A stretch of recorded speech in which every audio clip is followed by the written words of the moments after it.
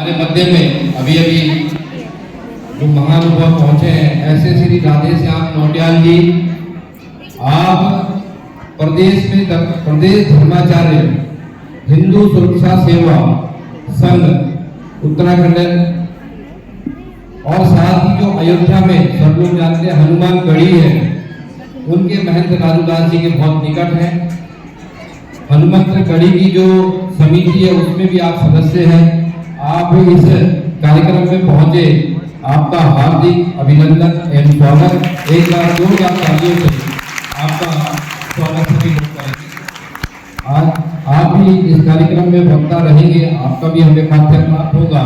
इससे पूर्व अपने बीच में जो अभी संचालन कर रहे थे ऐसे श्रीमान महेश लकेड़ा जी, आप भी एक अंतर्राष्ट्रीय गायक है। आपका निवास दिल्ली में भी है और डोईवाला में भी समय समय पे आते रहते हैं। और इस कार्यक्रम के निमित्त जब आपको पता लगा कि संघ का विराट हिंदू सम्मेलन डोईवाला में हो रहा है, तो आप एक सप्ताह की छुट्टी लेके यहाँ आए हैं। मैं आपसे अनुरोध करूंगा कि यहाँ एक देशभक्ति गीत इस कार्यक्रम में प्रस्तुत करेंगे श्रीमान महेश लकेड़ा जी। राजीव नेत्रं रघुवंशनाथं कारुण्यरूपं करुणाकरन्तं श्रीरामचन्द्रं शरणं प्रपद्ये। गावः ममाकृता सन्तु, गावों में संतु पृष्ठतः, गावों में सर्वदा संतो, गवामध्ये वसाम्यहम्। बोलिए रामचंद्र भगवान की। सभी लोग मेरे जोर से बोलेंगे, बोले हनुमान जी महाराज की, सत्य सनातन धर्म की, गौ माता की, हिंदू समाज की। तो अपने जो मंचस्थ सभी प्रबुद्ध जी जो बैठे हैं, आपका बहुत बहुत स्वागत है। और आप सभी श्रोता समाज, आपका भी स्वागत है। बात चल रही है हमारी विराट, सभी लोग ध्यान से सुनिए। बात चल रही है आपकी विराट हिंदू सम्मेलन। क्या हो रहा है? विराट हिंदू सम्मेलन। हिंदू का समझते हैं आप? हिंदू किसको बोलते हैं? हिंदू किसे बोलते हैं? एक हमारे यहाँ बहुत प्रसिद्ध बाबा हुए जिनका नाम था देवराम बाबा। उनके पास कुछ लोग गए कि महाराज हिंदू किसको बोलते हैं? तो देवराम बाबा ने लोगों से पूछा कि बताइए तुम लोग बता हिंदू किसे बोलते हैं? किसी ने कहा जो माथे पर टीका लगा उसको हिंदू बोलते हैं, किसी ने कहा जो गले में कंठी पर उसको हिंदू बोलते हैं, किसी ने कहा नहीं जो गाय का दूध पीता उसको हिंदू बोलते हैं, किसी ने कहा जो गाय का गोमूत्र पीता है उसको हिंदू बोलते हैं। तो क्या टीका हिंदू के अलावा दूसरा नहीं लगा कोई? बोलिए। अरे आजकल आपके समाज में कई लोग टीका लगा करके कलावा बांध कर जो ये लफ्ज जिहाद हो रहा है, इसी कारण से तो हो रहा है।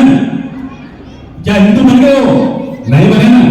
इसका मतलब है टीका लगाने से हिंदू नहीं है, गले में कंठी पहनने से हिंदू नहीं है, हाथ में कलावा पहनने से हिंदू नहीं है, गाय का दूध पीने से हिंदू नहीं है। गाय का दूध तो सभी पी रहे हैं, क्या वो लोग नहीं पी रहे गाय का दूध? जो गाय को मार करके काट करके खा रहे होंगे गाय का दूध नहीं पी रहे हैं, पी रहे हैं, लेकिन वो हिंदू। जोर से बोलो हिंदू, और हाथ लाके बोलो हिंदू। तो हिंदू फिर कौन है?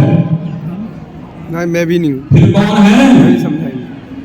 जो व्यक्ति गाय को अपनी मां के समान माने वही व्यक्ति हिंदू है।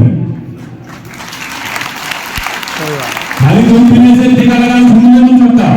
जो गाय को अपनी मां समझे, क्यों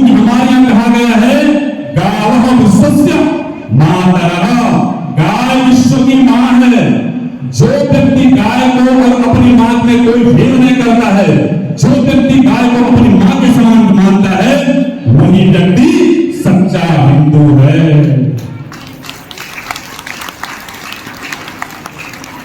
हाँ, अब ये मत समझिए आपकी टीका नहीं लगाना चाहिए या कड़ावा नहीं बांधना चाहिए, ऐसा मत उल्टा मत देना। आप कोई कहीं गलत बात लेकिन आज आपने कहा कि टीका नहीं लगाना चाहिए, ऐसा गलत मत देना। ये आपको समझाने का हमारा तरीका था ये कि भाई आजकल तो समाज में लोग टीका भी लगा रहे हैं, कड़ावा, और उसके बाद में लव जिहाद हो गए।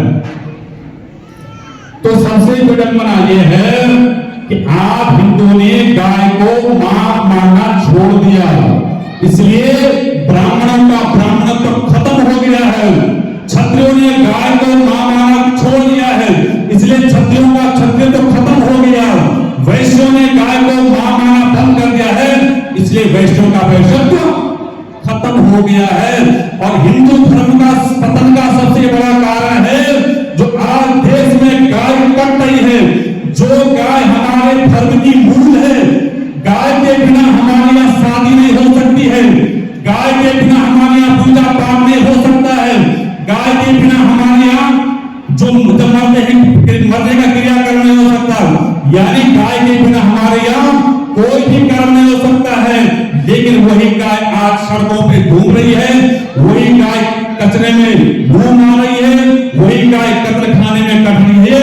इसका सबसे बड़ा कारण है वो गाय ने कट रही है।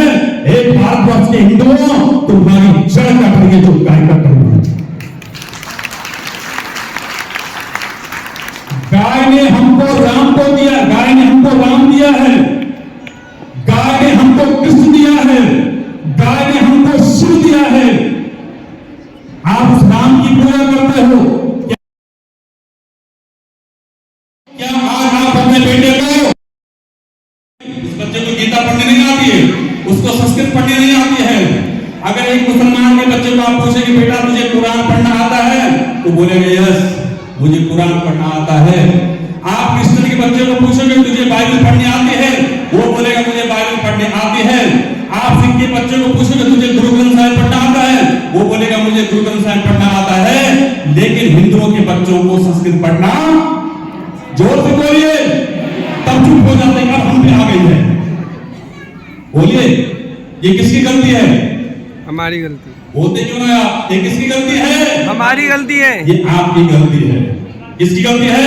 हमारी। आपकी गलती है। आप अपने बेटे को कभी रामायण की चौपाई पढ़ना नहीं पढ़ के नहीं सुनाते हो, आप अपने बेटे को गीता नहीं सुनाते हो, आप अपने बेटे को भागवत नहीं सुनाते हो, आप अपनी बेटी को, आपको सुनाना पड़ेगा, आप अपनी बेटी को दुर्गा नहीं बनाना चाहते हो। आज की बेटियां वो रील करके वो ठुमके लगा के वो नाचना जान रही है। आजकल बहु बेटियों का वो रील बनाने में समय निकल गया, लेकिन वो बेटी ऐसा नहीं समझती है। दुर्गा का मतलब क्या समझते हो? दुर्गा का मतलब क्या समझते हो? अरे दुर्गा का मतलब है एक भारतवर्ष की बेटियों तुम भी दुर्गा बनो, तुम भी दुर्गा बनो, क्योंकि समाज में बहुत सारे महिषासुर घूम रहे हैं जो आप पे ताक लगाए हुए हैं। कब इसके शरीर का भोग करेंगे? इसलिए इन महिषासुर को मारने के लिए हर समय आपका पति पीछे पीछे नहीं चलेगा, आपका बाप पीछे पीछे नहीं चलेगा, आपका बेटा पीछे पीछे नहीं चलेगा, आपका भाई पीछे पीछे नहीं चलेगा। अगर आपको अपना सुरक्षा करनी है, अपने को बचाना है, तो आपको दुर्गा बनना पड़ेगा, आपको काली बनना पड़ेगा, तब आप महिषासुर से बच सकते हो। अन्यथा महिषासुर से आप बच नहीं सकते हो, इनसे बच नहीं सकते हो। तो हमारी अपील है आप सभी हिंदू समाज के लोगों से कि आप अपनी बेटी को दुर्गा बनाइए, उनके अंदर ऐसे संस्कार डालें। आपकी बेटी क्या जानती है कुछ? अरे बंदूक चलाना जानती है, भाला चलाना जानती है, फाइट करना जानती है? एक जिहादी मिला नहीं और हो गया काम तमाम।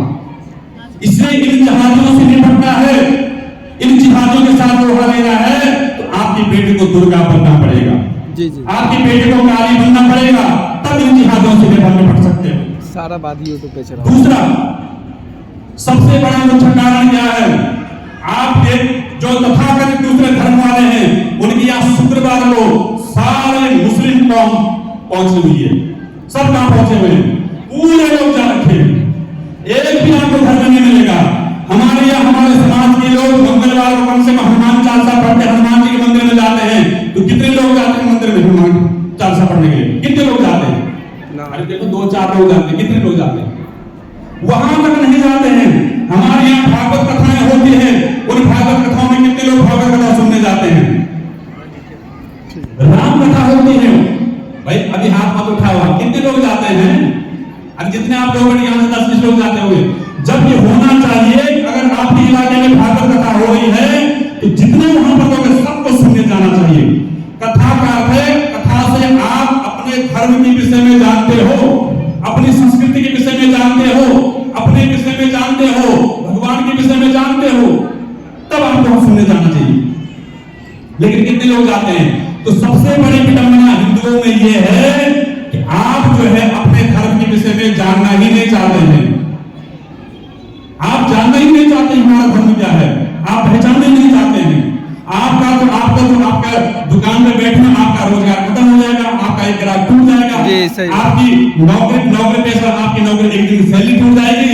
लेकिन तथाकथित जो दूसरे लोग हैं, उनको अपने रोजगार से मतलब है, न नौकरी से मतलब है, न बिजनेस से मतलब है, उनको मतलब है हमारा धर्म बचना चाहिए। और आप हिंदुओं को मतलब नहीं, हमारा धर्म बचना चाहिए।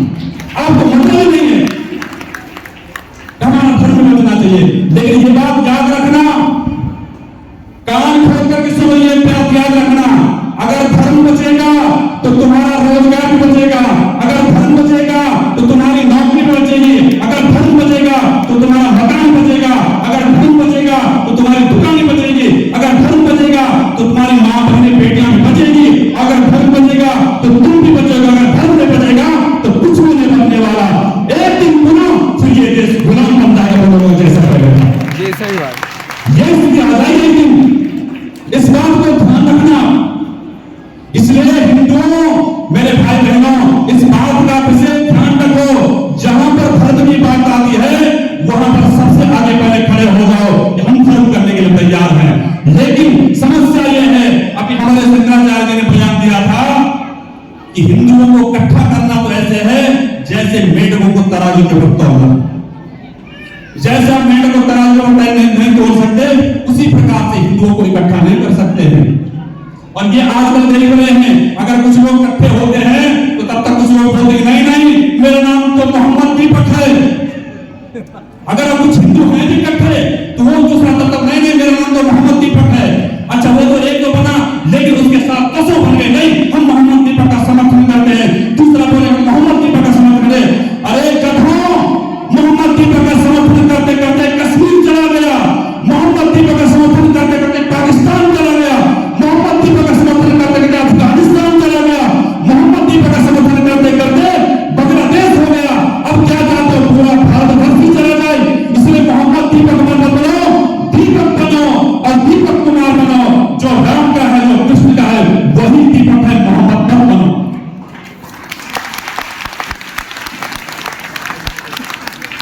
इसलिए अब हमारे थोड़ा समय सीमा बंद हुई है। बोलना तो बहुत कुछ चाहिए था, बोलना तो बहुत कुछ चाहिए, लेकिन समय सीमा है। इसलिए मेरा आपसे निवेदन है, आप सभी से निवेदन है कि हिंदू समाज सब एकत्रित नहीं है। कितने ही लोग, अभी मैं पूरा सोशल मीडिया पे देखता हूं, कितना ही उसका समर्थन, नहीं ये तो अच्छा कर रहा है, लेकिन वही जब हिंदुओं के साथ होता है तो कितने मुस्लिम है जो उसका समर्थन करते हैं कि नहीं, कितना समर्थन करते हैं नहीं, ये हिंदू के साथ गलत हो रहा है। अरे बांग्लादेश में अभी एक बच्चे को मार करके, उल्टा करके, टांग करके उसको जलाया गया, कितने मुसलमानों ने उसका समर्थन किया कि ये गलत हो रहा है? कितनों ने किया? एक भी मुस्लिम आपका ऐसा मिलेगा जिसने कहा होगा कि ये गलत हो रहा है। लेकिन एक दीपक कुमार ने कहा कि मैं मोहम्मद हूं। आपके बड़े बड़े राजनेता राहुल गांधी ने कहा कि वाह दीपक तू शेर है, ओबीसी ने कहा वाह तू शेर है, बड़े बड़े राजनेता उसके समर्थन में उतर गए। क्यों? क्योंकि जब हिंदुत्व की बात आती है तब सब लोग उसका समर्थन कर लेते हैं कि ये जो मुसलमानों का समर्थन कर रहा है, लेकिन वही जब मुस्लिमों की बात आती है तो कोई भी मुस्लिम हिंदुओं का समर्थन नहीं करता है। ये विडंबना है भारतवर्ष की, ये समस्या है भारतवर्ष की। इसलिए मेरे भाई बहन, अगर हिंदू बनना है तो धर्म के मार्ग पर चलना है। हिंदू का सीधा अर्थ होता है जिसके अंदर हीन भावना नहीं है, जिसके अंदर हीन भावना नहीं है, जो किसी की मां बहन को गंदी दृष्टि से नहीं देखता है। हिंदुओं में, हमारे धर्म में कहा गया है बहन जो है दुर्गा के समान है, बहन वो लड़की दुर्गा के समान है, वो मां दुर्गा के समान है, वो भाई कृष्ण के समान है। लेकिन तथाकथित लोग बोलते हैं कि ये बहन बेटी सिर्फ भोग के लिए है, ये घर की खेती है। जिस प्रकार से हम घर की खेती का प्रयोग करते हैं वैसे इन बहन बेटे को भी प्रयोग करते हैं। इसलिए हमारा धर्म, आपको एक चीज और बता दें, सनातन धर्म जब से ये दुनिया प्रारंभ हुई है तब से सनातन धर्म था और अभी भी है, और जब ये दुनिया समाप्त हो जाएगी तब भी सनातन धर्म रहेगा। ये कोई धर्म सिर्फ एक ही है और उसका नाम है सनातन। क्या नाम है? सनातन। जोर से बोलिए, क्या नाम है? सनातन। पीछे वाले बोले, क्या हाथ खड़ा करके बोलो, उस धर्म का क्या नाम है? क्या नाम है? आप लोग क्या हो? अरे सनातनी क्यों नहीं बोल रहे? आप लोग क्या हो? सनातनी। आप लोग क्या हो? सनातनी। यही तो हम चाहते हैं, यही तो हम चाहते हैं कि ये देश जाग जाए। जब रामचंद्रमानस में जब रावण का अत्याचार हो रहा था, मारी शिवाओं संतों को यज्ञ नहीं करने दे रहा था, कई हवन नहीं करने दे रहा था, विश्वामित्र महाराज के यज्ञ में बहुत बड़ी विघ्न बाधा पड़ गई। तब विश्वामित्र जी ने सोचा अब क्या करूं, कहां जाऊं, किससे बोलूं? दशरथ जी के पास पहुंच गए, राजा के पास पहुंच गए। राजा ने कहा बता क्या बात है महाराज, किस लिए आए हो? विश्वामित्र ने कहा भाई महाराज ले आया हूं कि हमारे यज्ञ में बहुत विघ्न बाधाएं हो रही हैं, आप कुछ कीजिए। दशरथ जी ने कहा मैं कुछ करूं, मैं सहायता करूं? विश्वामित्र ने कहा तुमने कुछ नहीं कर सकते हो। यानी सीधा अर्थ है जो भी आपकी मंदिर टूट रहे हैं, मंदिरों को तोड़ कर मस्जिदें बना दी गई है। सरकार ने क्या किया? सरकार ने क्या किया? कुछ भी सरकार ने नहीं किया। मंदिर टूट गए, मस्जिदें बन गई, सरकार ने कुछ भी नहीं किया। यानी राजा तो राजनीति के चक्कर में पड़ा, राजा तो वोट के चक्कर में पड़ा हुआ है कि मुसलमान का वोट न कटे, कृष्ण का वोट न कटे, सिख का वोट न कटे, दलितों का वोट न कटे। वो तो उस चक्कर में पड़ा हुआ है। उसको क्या मतलब आपके धर्म से? उसका आपके धर्म से मतलब क्या? उसको वोट वोट है। वैसे धर्म तो सिर्फ आपको और हमको मतलब है, किसी राजनीतिक व्यक्ति को धर्म से कोई मतलब नहीं है, क्योंकि उसको तो वोट बैंक चाहिए। इसलिए विश्वामित्र जी ने कहा कि राजा मुझे तेरी सहायता नहीं चाहिए, अगर मुझे देना है तो मुझे राम को दे। अर्थात राजाओं की जरूरत नहीं है हमको, राजा धर्म नहीं बचाएगा, हमको राजाओं की जरूरत नहीं है। हमको यदि जरूरत है आज तो हमको युवा लड़कों की जरूरत है, जो युवा लड़के इस धर्म को बचाएंगे। जिस प्रकार से राम ने धर्म को बचाया था, जिस प्रकार से हमारे शहीदों ने भारतवर्ष को अंग्रेजों की गुलामी से मुक्त करवाया था, आज हमको उस प्रकार के युवा चाहिए, उस प्रकार के युवा बनने चाहिए जो इस देश को आजाद कराए, जो इस देश के भावी पीढ़ी है। इसलिए हमको ऐसे युवा चाहिए, वृद्धों की जरूरत नहीं हमको ये युवा चाहिए। इसलिए लास्ट में एक बात कहूंगा कि गद्दारी की गंध लगी है कुछ हिंदुओं की लाठी पर, गद्दारी की गंध लगी है कुछ हिंदुओं की लाठी पर, वरना मुट्ठी पर राजनीति करता 100 करोड़ की छाती पर, वरना मुट्ठी पर राजनीति करते 100 करोड़ की छाती पर। इसलिए ये गद्दार कोई बाहर से नहीं है, ये जयचंद कोई बाहर से नहीं है, ये वही गद्दार है, मोहम्मद दीपक जैसे गद्दार लोग हैं जो हिंदू धर्म में पैदा होने के बाद भी, जिनके मां बाप रामकृष्ण को मानने के बाद भी फिर भी मोहम्मद दीपक अपना नाम रख लेते, मैं मोहम्मद दीपक। इसलिए ये किसकी कमी है? ये आपके संस्कारों की कमी है, ये आपके माता पिता के संस्कारों की कमी है, आपके अंदर संस्कारों की कमी है, आपने धर्म को जाना ही नहीं है। हम ये नहीं बोलते भाई इंसानियत में धर्म है, इंसानियत में धर्म है, लेकिन इसका मतलब ये नहीं है कि हम अपने धर्म को छोड़ दें। अपने धर्म को छोड़ने का अर्थ है अपने माता पिता को छोड़ देना, यानी अपने बाप को बदल लेना। इसका सीधा अर्थ मोहम्मद दीपक ने आज अपने बाप को बदल दिया है, अपने बाप को बदल दिया, अपनी मां को बदल दिया है। इसलिए हमारे भाई बहनों, आपसे ये विनती हमारी, अपने धर्म पे अडिग रहें, अपने को धर्म के रास्ते पर चलाएं, अपने को धार्मिक मानें, और जहां भी धार्मिक ऐसे कार्यक्रम होते हैं वो आप खूब बढ़ चढ़ करके हिस्सा लें। तो पुनः हमारे आयोजक समिति को बहुत बहुत हार्दिक शुभकामनाएं। और सभी माताएं बहनें, आप जो यहाँ पर आए हैं, आप ये देखो, मरना सब नहीं, यहाँ से मर करके जब यहाँ से जाएंगे तो ऊपर ये नहीं पूछेगा कि लाला जी आपने दिन भर में कितनी कमाई की है, ऐसा नहीं पूछेगा भगवान। आज ये आप जो है प्रिंसिपल थे, आपकी सैलरी कितनी, ऐसा नहीं पूछेगा। वहां ये देखा जाएगा कि आपने धर्म के लिए कितना समय दिया है, और आपने जो धर्म के लिए समय अभी यहाँ पर दिया है, यही समय आपका मरने के बाद काम आएगा। आपकी नौकरी, तनख्वाह, बिजनेस काम नहीं आने वाला, यही समय आएगा। जो समय आपने धर्म के लिए हमें अभी दिया है, आप 1 घंटा 2 घंटा बैठे, आपने धर्म की बातें सुनी, यही समय काम आएगा और कुछ काम नहीं आने वाला है। इसलिए आपको बहुत बहुत हार्दिक शुभकामनाएं आयोजक समिति को। और आप हिंदू तो जाग रहा है, थोड़ी थोड़ी जाग रहा है, लेकिन हम तो चाहते हैं खूब जागे। लेकिन बहुत बहुत शुभकामनाएं। एक बार सब जोर से जयकार लगाएं, बोले रामचंद्र